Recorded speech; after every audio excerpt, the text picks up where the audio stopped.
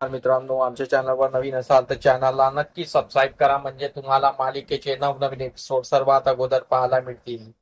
तर तुला जपणार आहे या मालिकेमध्ये काय घडलं ते आपण बघणार आहोत.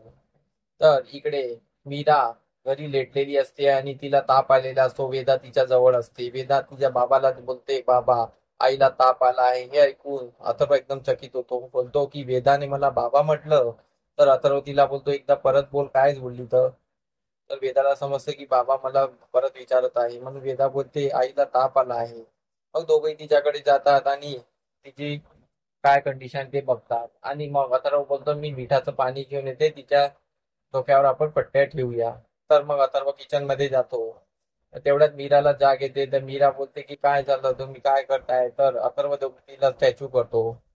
तर अथर्व विदाऊट ओव्हर करून तिथून निघून जातो. आणि तो मिठाचं पाणी आणायला गेलेला असतो. तो किचन मध्ये जाऊन तिथून मिठाचं पाणी आणलेलं असतं. आणि मग तिला ओव्हर करतो. तर मीरा चिडून बोलते की जायच्या अगोदर मला ओव्हर तर करायला पाहिजे. तर अथर्व बोलतो, मी चुकलो, मला माफ कर, कारण की माझ्या लक्षात नाही राहिलं. मग ते असेच खोटे खोटे भांडत असतात. आज त्याचा वेदा मजा घेत असते. इकडे माया आणि नर्मदा ही यांना मंजिरीने खूप मारलेलं असतं. त्यामुळे त्या खूप चिडलेल्या असतात आणि त्या मंजिरीच्या काटा काढायच्या विचारात असतात. तर अजित बोलतो की मी आता त्या मंजिरीला काही सोडणार नाही. जसं तिने तुम्हाला मारलं तसं मी तिला मारणार. तर मग नर्मदा आणि माया तिला थांबवतात आणि बोलतात की सध्या काही करू नको. तर मग माया त्यांना प्लॅन सांगते. आता बोलते, या मी मंजिरीचा काटा मीच काढणार आणि तिला मीच संपवणार. जसं त्या अंबिकाला संपवलं तसं तिला सुद्धा संपवणार आणि पूर्ण रामपुरे घराण्याला संपवणार. सर्व मिळून एकत्रित हात मिळवतात आणि रामपुरेला संपवायच्या तयारीत लागतात. इकडे अथर्व सकाळी उठून बसलेला असतो. त्याला जुना प्रकार आठवत असतो की तो त्याच्या आईशी कसा भांडला. पण त्याच्या आईची बी चूक असते. तर इकडे मंजिरी नाटक करत अथर्वजवळ येते आणि बोलते की मला माफ कर, जे काल जे काही झालं ते माझ्यामुळे झालं. पण मीराबद्दल असा काही चुकीचा दोष नव्हता, पण ती आपल्या घरासाठीच मी केलं. अथर्व बोलतो की वेदासाठी मीरा खूप महत्वाची आहे आणि मीराला आणि वेदाला कधीच एकत्र करू नका. आणि माझं म्हणणं एकच आहे की तुम्ही वेदासाठी तरी मीराला या घरासाठी स्वीकारा, असं अथर्वचं म्हणणं असतं. तर मंजिरी विचार करते.